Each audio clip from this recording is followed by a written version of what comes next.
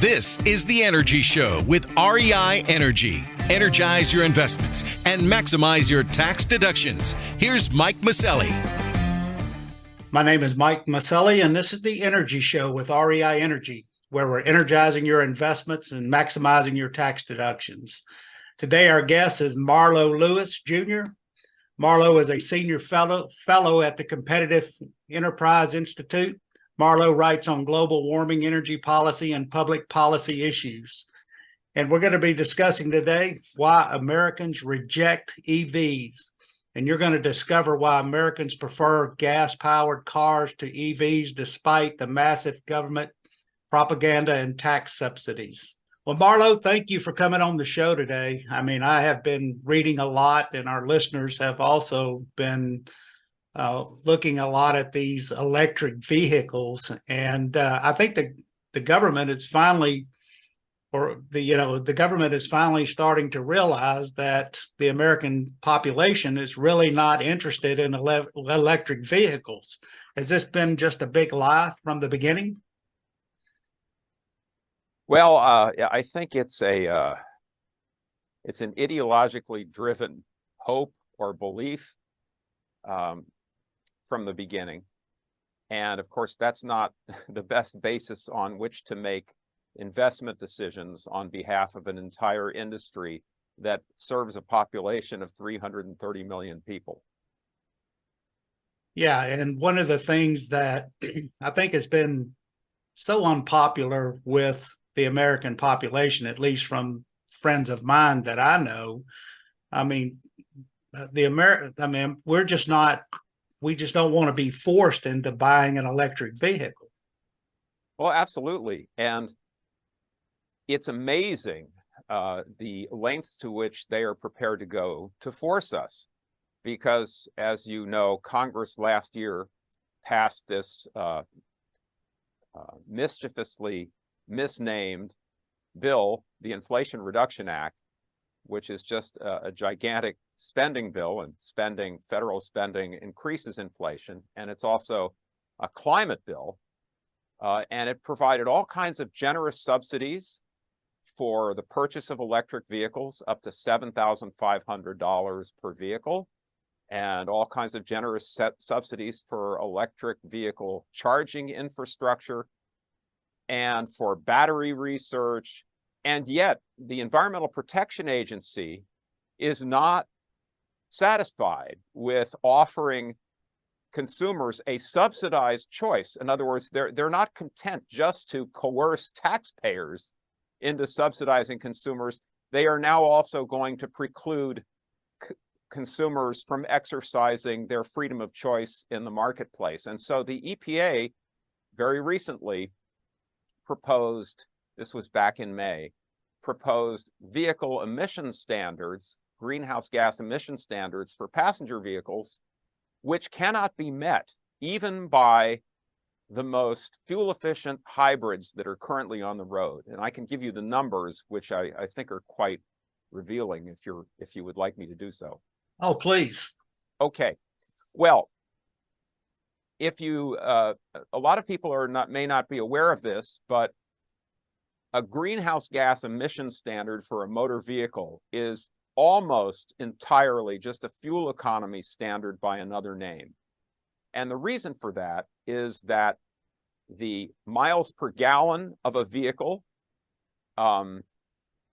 converts mathematically into the grams of carbon dioxide per mile of a vehicle. And that's because both miles per gallon or that's because the emissions of carbon dioxide are directly proportional to the fuel consumed per mile of the vehicle. So if you've set a fuel economy standard, you're regulating emissions. If you regulate emissions, you're regulating fuel economy.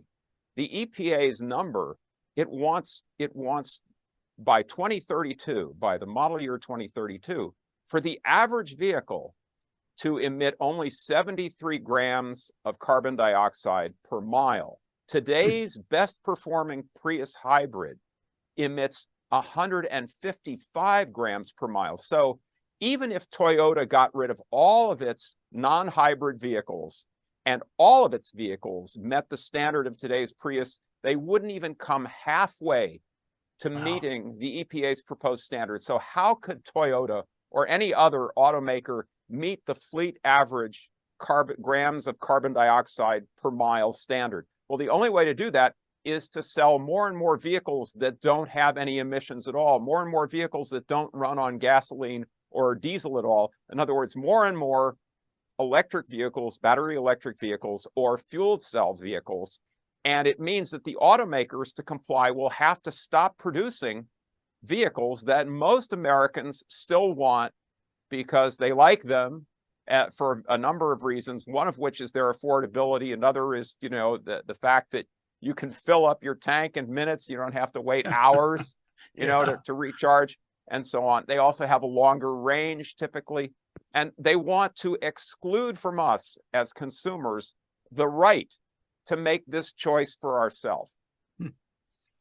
So isn't it that I guess the batteries in these these cars are very expensive, and I don't know what the life expectancy is on a electric vehicle battery, but wouldn't that kind of destroy the used car market? Because it's my understanding from some of the research that I've done that, these batteries are only good for 8 or 9 years. So who's going to want to go out and spend the type of money to replace a battery in a used car? Is that not correct?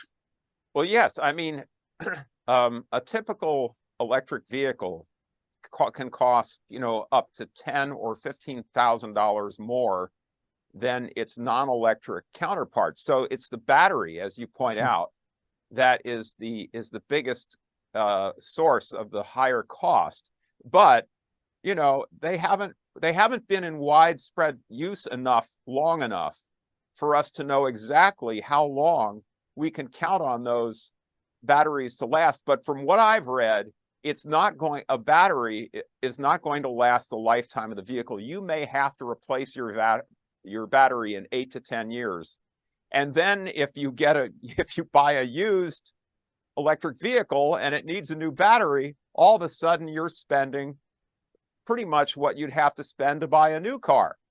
And already, you may know this, Mike, already the cost of the used car market prices are higher than they've ever been, and they've been climbing dramatically just over the last few years.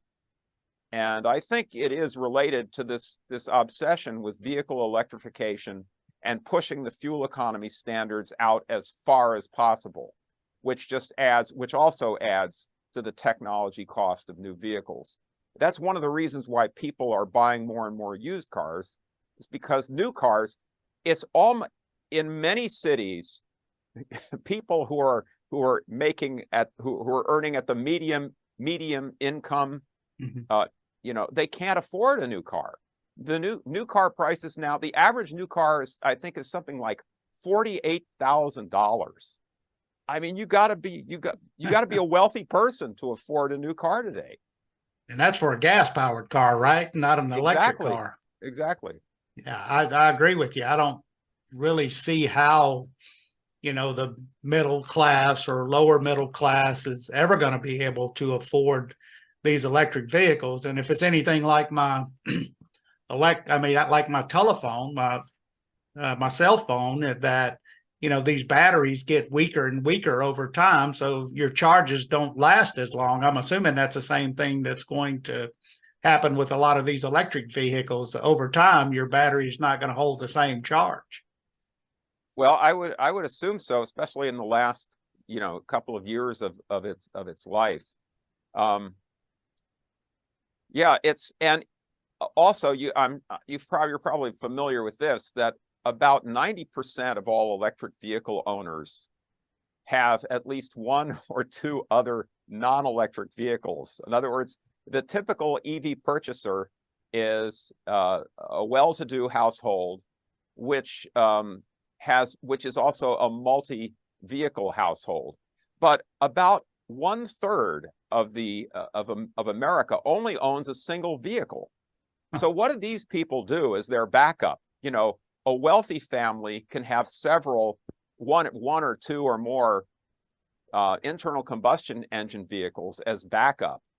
if the EV has to go into the shop, or if the EV battery has to be replaced, or if they just need to drive in a situation where they need to be able to refuel quickly, or there may not be charging infrastructure readily available. So what does a single car household do when its only choice is an electric vehicle?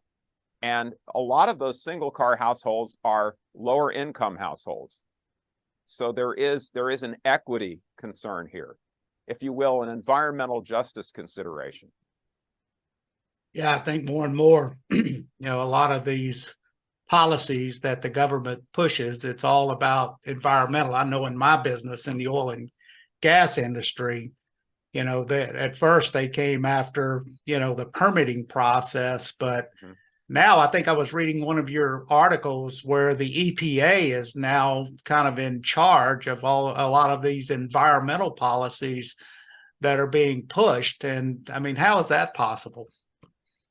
Well, yes. I mean, at the very time that the EPA wants to require the production and sale of vehicles which are increasingly electric and which squeeze internal combustion engine vehicles out of the marketplace, they're also now proposing new standards for power plants. Which basically, once again, it's like the old Clean Power Plan that the Supreme Court vacated. It's only more aggressive. They're saying that that coal and natural gas power plants have to either install carbon capture and storage capable of capturing 90% of the emissions, or co-fire, as they put it, a natural gas power plant with hydrogen, not just any hydrogen, but low emitting hydrogen, which basically that's currently about only 5% of all the hydrogen that's produced now. And all the hydrogen that's produced now is nowhere near enough to power all the combustion turbines that currently use natural gas. So at the same time that they want to dramatically increase electricity demand by electrifying vehicles, and as you know, the environmental movement wants to electrify everything, buildings, right, appliances, right? So they want electric demand to go through the roof, but they want to kill off the most reliable sources of electricity that have been the workhorse of the U.S. economy for decades: coal and gas power plants. So electric vehicles, I mean, I know they don't emit emissions, but in order to build an electric vehicle, I mean, you have to use equipment that runs off of diesel fuel. And so they're really not as green as everybody, proclaims, or the government proclaims, correct? Oh, that's absolutely right. And I would refer your audience to a brilliant congressional testimony by Mark Mills of the Manhattan Institute from a few months ago. You can just look at the Manhattan Institute, and he's also written reports on this that his testimony was adapted from. But it's basically, nobody really knows whether you will actually reduce emissions on net from replacing your gasoline-powered car with an electric vehicle, because the batteries are made in China. China's main energy source is coal. A lot of the materials, the so-called energy transition minerals, are mined and processed in countries which are very fossil intensive. And so, at best, you begin to get a reduction in your vehicle emissions after maybe the first 2 years of driving an electric vehicle on average. But until that point, you may actually be contributing more emissions than you save. And then it also depends on how much you drive the vehicle. If you only drive the vehicle in order to go out on the town, on that special night with your best gal, well, then you may never reach that point where you're actually reducing emissions on net by driving an electric car.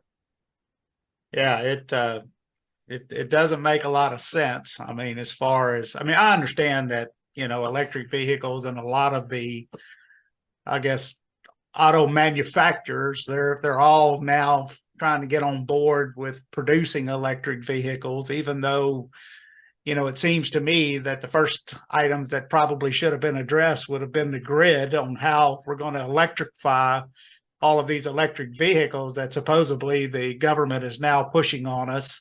And but it seems like we just go after this backwards. I mean, as far as, let's build the vehicle first and then we'll worry about charging them later, right? That's right. Well, the logic here is not the logic of engineering or economics, but it is the logic of politics. The electric utilities love these mandates, the vehicle mandates, because it means that their customer base will dramatically increase. And if they find that our permitting system is still so constraining that they can't increase the supply of electricity commensurate with the demand, then they can raise rates, and so they love that. And then similarly, the auto industry, it's more like they have kind of a Stockholm syndrome, or they've been made too many offers they can't refuse, because if they don't come along quietly, the California Air Resources Board can muss them up, but also they are being offered subsidies by the federal government, both directly, but also through these consumer subsidies for the purchase of these vehicles. And what's happening is then that the auto industry is being cartelized. In other words, a combination and restraint of trade, if it happens spontaneously in the marketplace, is declared to be an evil thing, and subject to antitrust. But if the government organizes it, well, then it's a climate solution. All right. And so if all the automakers are going to be corralled into producing electric vehicles, then in a sense, the competition they face is dramatically reduced. No upstart can come along and say, well, you guys may want to go electric, but I think there's a segment of the market out there that still wants internal combustion engine vehicles because of their superior flexibility, range, and so on, and price, affordability. So we're going to manufacture those. No, now they don't have to face competition from upstarts in that way. And so it's highly collusive, even though I'm not saying that there is a formal or written plan. When this is a problem that sort of people of Marxist bent have in trying to understand these issues. They are all wannabe central planners, and they all assume that things cannot happen without some kind of central planning. But we know, for example, that a pencil is this miraculous, the simple thing like a pencil requires the spontaneous coordination of tens of thousands of actors across the globe to produce. And it's all done by price signals through the market. And so when you have an industry that's only got a handful of big producers, they all know what the incentives are that are coming from the government, and they can all make their plans accordingly. And they all know that it is in their interest as corporate incumbents to limit competition. And if the government can help them do it by imposing standards that preclude new upstart rivals, competitors, then unfortunately, most of them seem willing to go along to get along. Right. Well, I know you have a lot of big companies now that are offshore wind companies, such as, Shell. They had a big offshore wind project that they were putting together, and they've recently come out and said they're no longer going to move forward with that because they can't make at least a 6% return on their investment.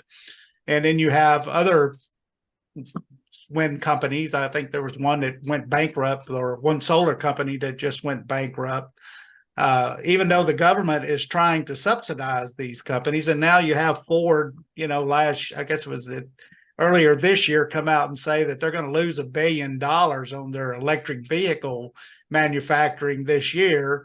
And then the government steps in and says, we're going to give a $7,500 subsidy. And all of a sudden, Ford raises the price of its electric vehicle by $7,500. I mean, it all just seems, that everyone's in on the take. Yes, but the good news is that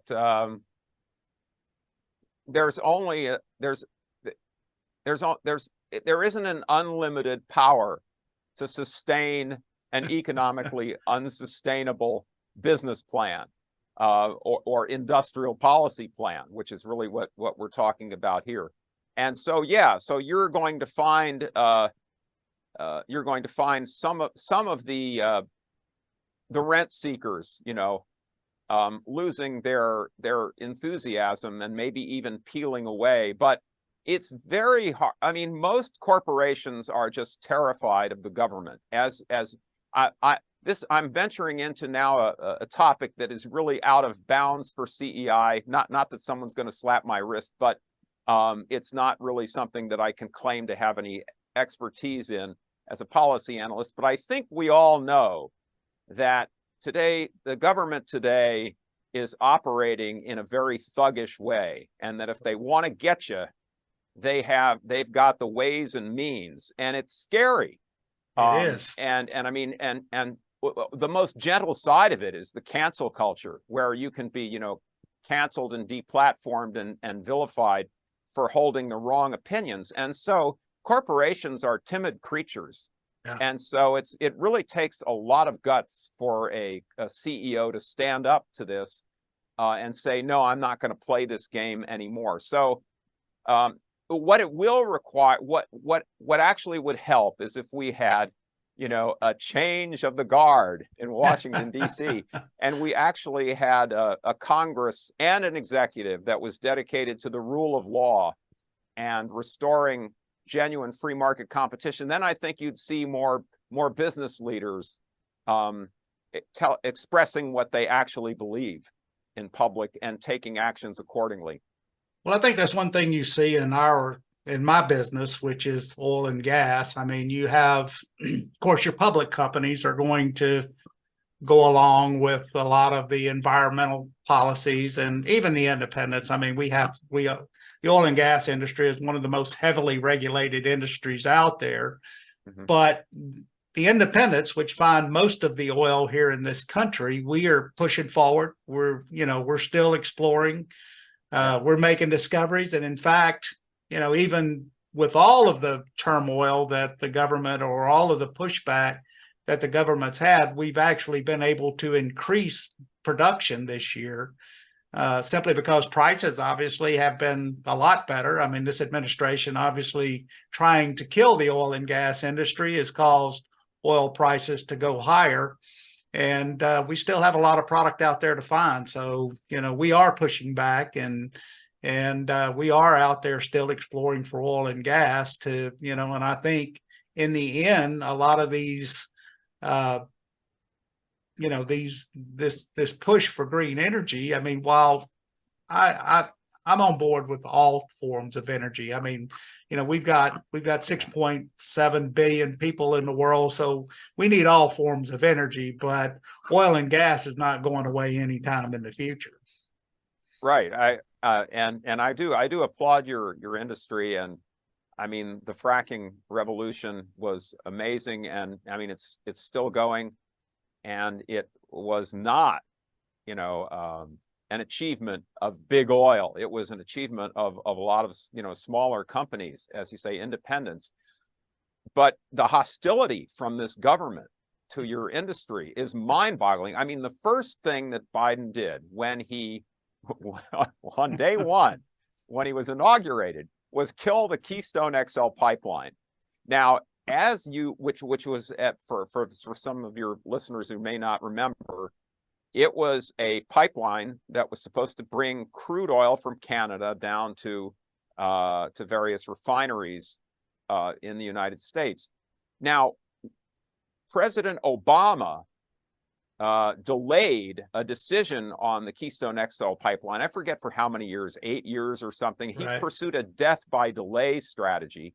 And the market, this was wonderful. The market improvised around him and started building this crude by rail network, a whole network of train stations and tracks in order to move Canadian crude by rail. Okay. So what has the Biden administration just done?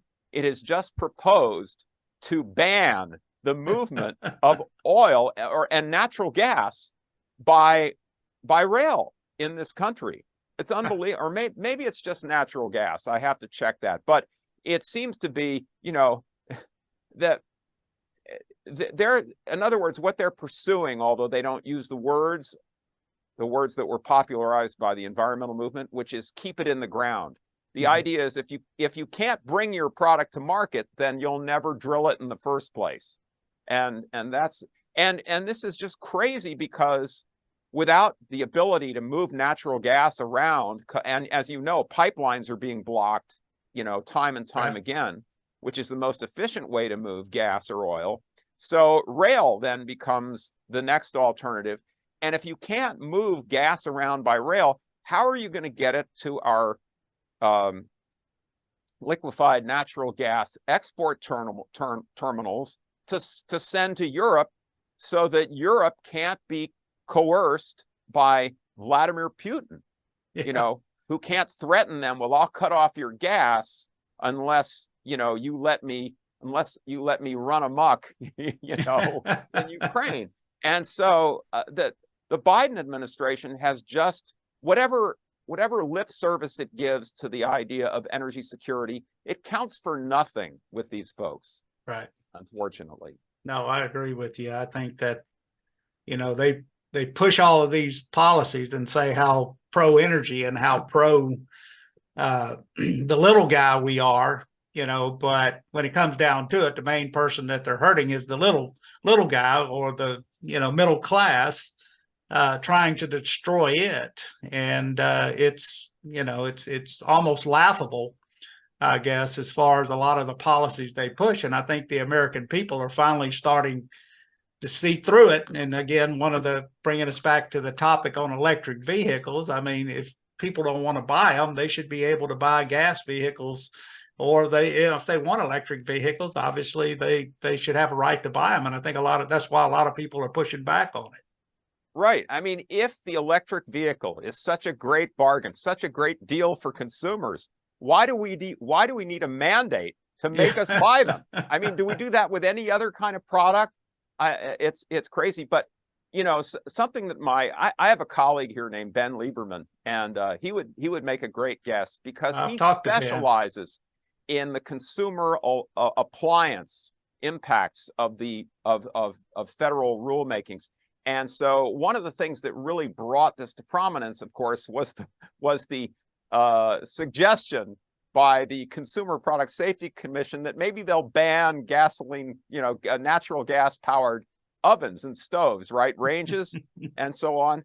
And one of the things that Ben points out to me, citing data from the Department of Energy, is that if you're looking at the consumer cost of operating an appliance on gas versus electricity, electricity is 3 times more expensive.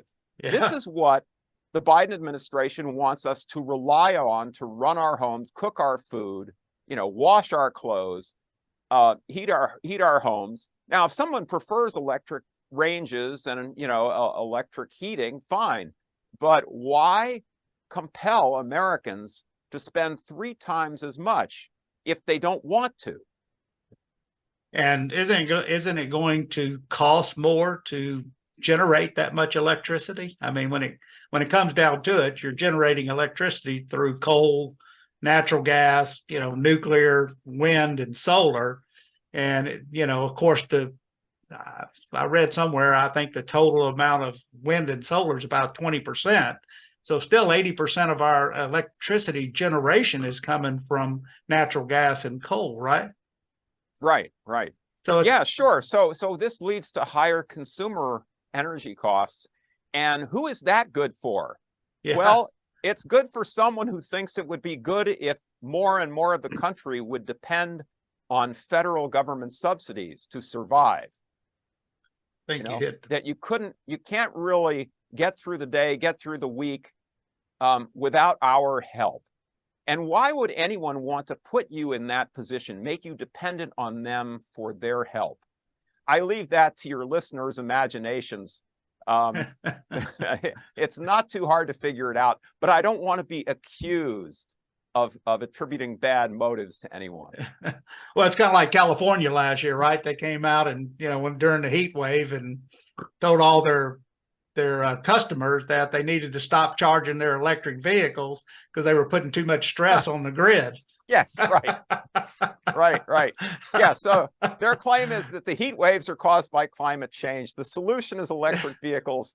But you can't run your electric vehicle because if you do, it'll crash the grid. I know that climate change is, that seems to be the new word just about for everything. I mean, sure. As far as that, I mean, it's all, I guess, trying to impose on the American people, not only American people, but globally, that, we all have to do our part for climate change. So we need to go back to burning wood and coal as opposed to natural gas and oil. Right. And of course, there's no safety hazard in burning a fire inside your house, or in, breathing the smoke from the fireplace. And, what they'll argue, or assert rather, I wouldn't call it an argument anymore, is that it's an existential threat. All hands on deck. We only have 12 years. No, wait a minute. Let me recalculate. We now only have 4 years, to save the planet. And that's just poppycock. Global warming is real. I think that it is to a certain degree, a measurable degree even, although I'm not sure that I could prove it, driven by rising greenhouse gas emissions. However, if you look at the big picture, if you look back, let's say, over the last century, we see that the globe, the world as a whole seems to be about 1 degree Celsius warmer than it used to be, and that carbon dioxide concentrations in the atmosphere are, I think, about 1/3 higher than they used to be. But what else happened? The number of people who die annually on a decade by decade, basis, because you can't really look at just 1 year fluctuations. But if you look at decade by decade, the number of people who die from extreme weather events since the 1920s has declined by 96%. And if you consider that the global population has increased by 4 times, it means that the average person's risk of death from extreme weather is 99.7% lower than it was 100 years ago. So where exactly is this climate emergency? If we're experiencing a climate emergency now, how would you describe the climate situation of the 1920s? And why was it that in the 1920s, the roaring 20s, nobody said anything about the weather as being somehow existential or the central concern? I mean, and then if you consider damages, climate-related damages well, those are going up, but that's because we have a larger, wealthier population all the time. But if you actually make the relevant comparison, which is to how big are climate-related damages, hurricanes, blizzards, floods, in proportion to exposed wealth, exposed GDP, it has decreased. It has declined by nearly 5-fold since the 1980s. So where is the climate emergency in that data? That's those two figures, the relative risk of dying from extreme weather and of having valuable property damaged from extreme weather. Those metrics are moving dramatically in the right direction, and yet somehow we're supposed to believe and not even be allowed to question whether or not we are in the midst of a climate emergency. Yeah, it doesn't make a lot of sense. In fact, I think I read somewhere that more people have died from the cold weather as opposed to the heat. that they're claiming that obviously the globe is getting warmer, but it's a lot more have perished from the cold than the heat. Well, yeah, that's exactly true. There's the study that you're referring to, and the lead author's name escapes me now, but I think it came out a few years ago. But he and his co-authors, and there was a lot of them, like 16 or something, and they attempted to do a global comprehensive study, and they found that something like cold weather kills 20 times as many people as extreme cold kills about 20 times as many people as extreme heat. And one fact that is kind of often overlooked but very important is people vote with their feet on the climate. And as you see, the biggest population shift in the United States is from the colder Rust Belt regions to the warmer Sun Belt. And if you go to a place like Arizona, Phoenix, Arizona, or Tampa, Florida, where hot weather is common, people have adapted to it, and there is almost no heat-related mortality there. And so if hot weather becomes more frequent and more common in the colder regions of the United States, there will be enhanced adaptation in those places as well. In any event, the number of people who die from heat waves in the United States per population has been declining since the 1960s. It doesn't, and it is true that the average weather is warmer, but the alarmists forget that human beings are kind of our leading species characteristic is adaptability, and we figure out ways of organizing our lives, of modifying building stock, of changing the apparel that we wear, and so on.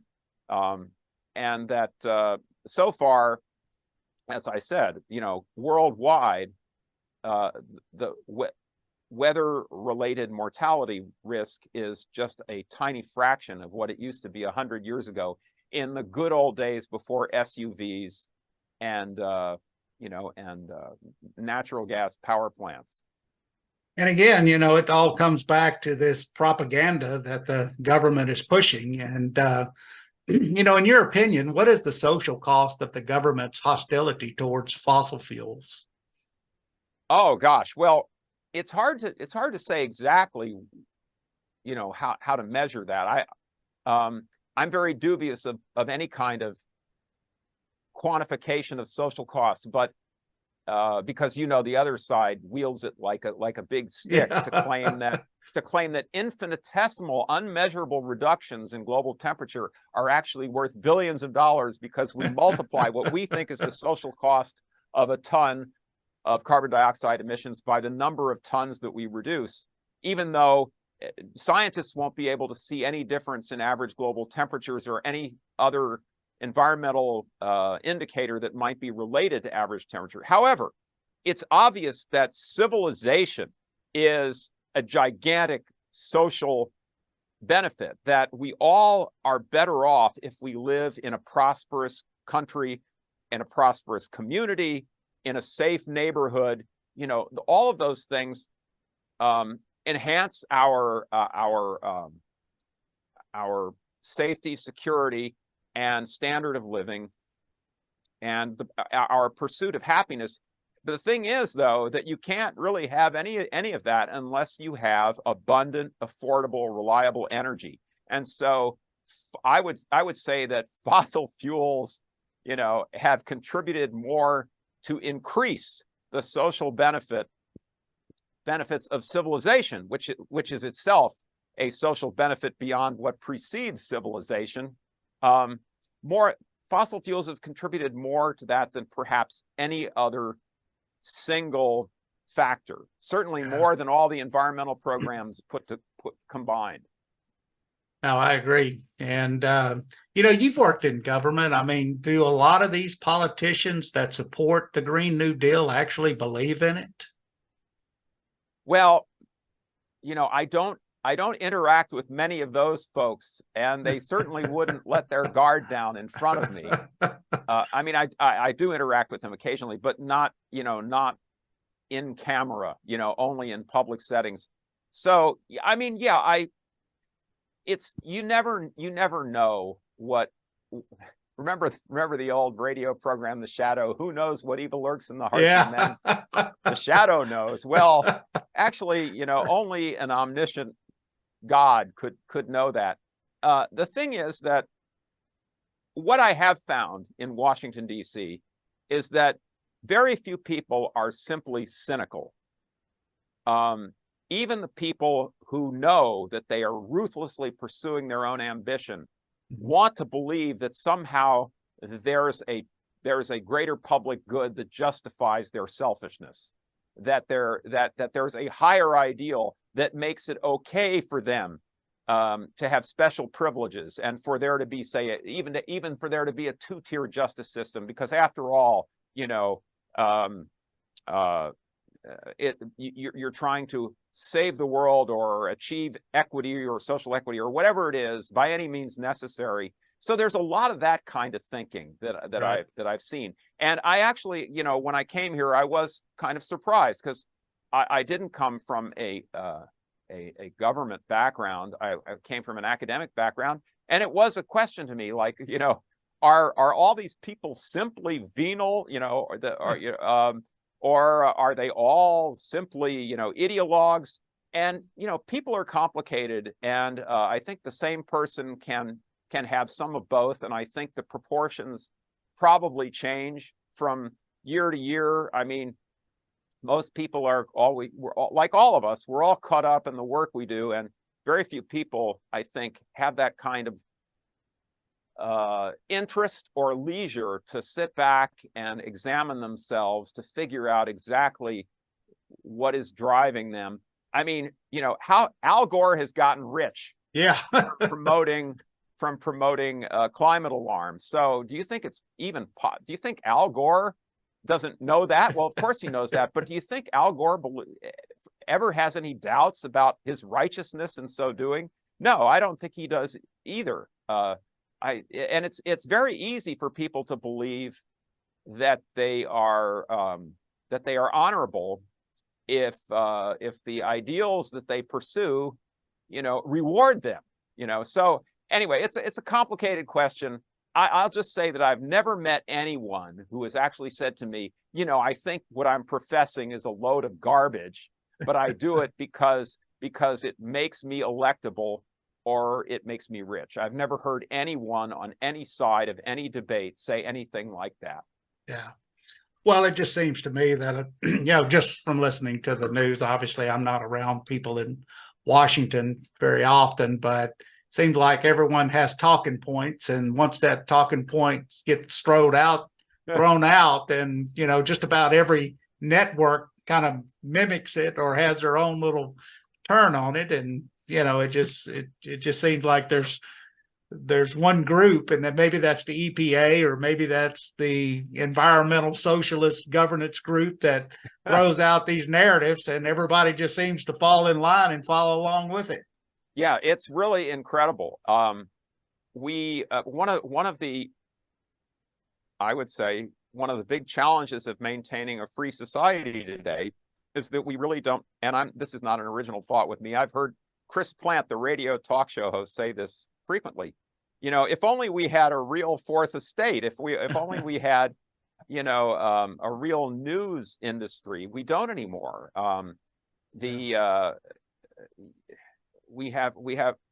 basically have the merging of state and corporate power in terms of the news industry, by and large. Now there are exceptions, of course. I mean, there are all the talk show hosts you can listen to, and there are people like you who have podcasts, and then there are certain television networks, I think, that strive to present alternative perspectives and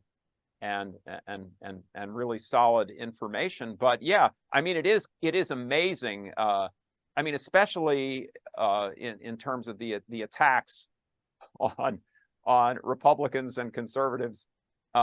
once you hear one of these, MSNBC or CNN, have a talking point, then you find that it's everywhere, and you wonder who started it, And I actually think it really doesn't matter. It's just like, as I was saying earlier about the collusive arrangements that arise when people are simply acting on the political market signals that are quite evident.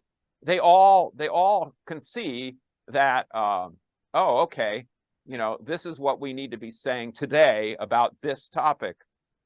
And it goes hand in hand with the cancel culture. They all know that their strength, because that's the thing, is that so much of the news media today is hooked on power, just like the politicians with whom they ally.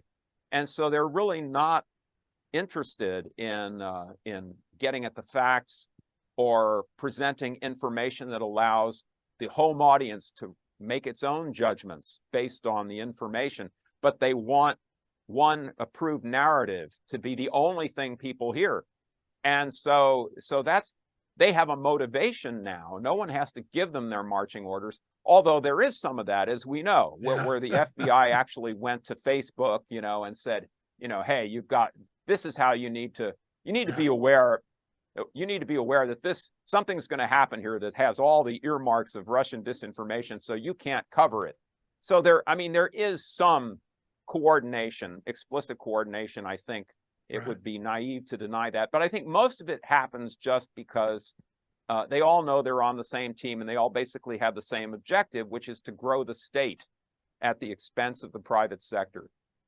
Well, that's why I like groups like yours, that you work with, and y'all seem to put out good information and try to tell people the actual truth of what's going on out there, as opposed to the mainstream media. And you tell our listeners how to follow you, Marlon? Oh, well, thank you very much, Mike. Yes. My organization it's not mine, it's my employer, is the Competitive Enterprise Institute, and our website address is CEI, the letters CEI.org. And then if you go to the top of the page, you can search on the blog, or you can search on the regulatory comments. I do a lot of writing comments on proposed regulations. And then there's a list of authors that comes up, and you just have to scroll down and click on my name, and then you can follow some of the more recent things that I've done. All right. Well, thank you very much for coming on the show. I'd love to have you back in the future. Oh, it would be a pleasure, Mike. Thank you. I really enjoyed it. You've been listening to The Energy Show with REI Energy. Energize your investments and maximize your tax deductions. To learn more, go to reienergy.com.